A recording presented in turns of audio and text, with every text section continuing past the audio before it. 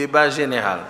L'Assemblée nationale a tenu ce vendredi une plénière particulièrement dense consacrée à l'examen de deux propositions de loi majeures. Il s'agit de la réforme de l'organisation du barreau et du système d'assistance judiciaire, l'instauration d'un service militaire obligatoire pour les jeunes âgés de 18 à 30 ans. La séance a été présidée par l'honorable Aimé Boji Songara, présentée par les députés Boris Mboukou et Gary Sakata. La première proposition de loi vise à moderniser l'exercice de la profession avocat en RDC. L'honorable Mboukou a dénoncé la précarité croissante qui touche une grande partie du corps des avocats, plaidant pour une meilleure prise en charge par l'État. Le texte propose notamment une rémunération mensuelle pour les avocats, une protection sociale pour les retraités, les avocats en situation de handicap et les ayants droit des avocats décédés. Un renforcement du contrôle comptable au sein des structures du barreau, une valorisation du rôle des bâtonniers et une refonte de l'assistance judiciaire dont l'efficacité est jugée insuffisante faute de financement adéquat.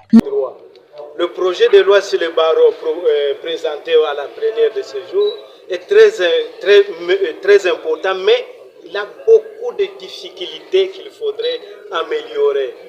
Entre autres, un avocat ne peut pas être membre du conseil de l'ordre avec 5 ans. Le Conseil national de l'ordre a déjà modifié la décision. Il faut avoir 15 ans. Alors, comment le projet de loi propose que le membre du conseil, donc un avocat peut devenir membre du conseil de l'ordre avec 5 ans seulement? C'est peu. Deuxièmement, un avocat ne peut pas devenir avocat après la Cour de cassation avec 15 ans qu'on propose. Non. Dans la mesure où il doit prouver qu'il connaît la matière de cassation. Ici, c'est la cassation qui est visée.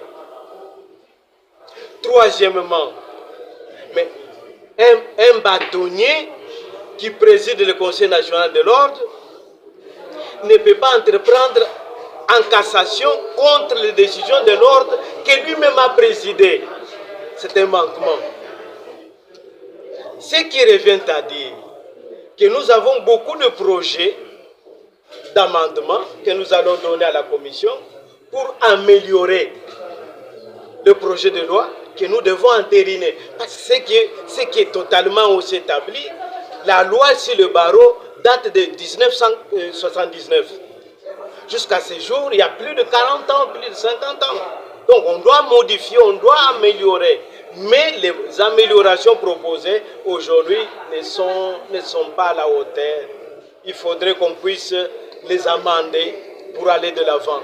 Parce que la justice est très très importante dans notre pays. Quel est votre point de vue? La vie, je pense que les défenseurs judiciaires doivent continuer à exercer leur métier là où les avocats ne sont pas. Est-ce que vous en êtes sûr qu'à Tchopo, ils sont là? Les avocats sont là. Est-ce que vous pensez qu'à Louisa, ils sont là? Est-ce que vous pensez que les avocats sont partout? Non. Il faut y aller doucement. C'est comme ça que même le monopole reconnu aux avocats dans les rédactions des actes. Mais si l'avocat n'est pas dans un village, alors qui doit rédiger le projet d'acte? Est-ce qu'on ne peut pas le faire par un défenseur judiciaire? C'est que moi je pense qu'on doit aller progressivement. Ça ne sert à rien de se précipiter sur les autres qu'il faudrait mettre de côté. Non, allons-y progressivement. On va commencer à ne plus admettre des défenseurs judiciaires dans des villes où il y a des avocats. C'est ça mon point de vue.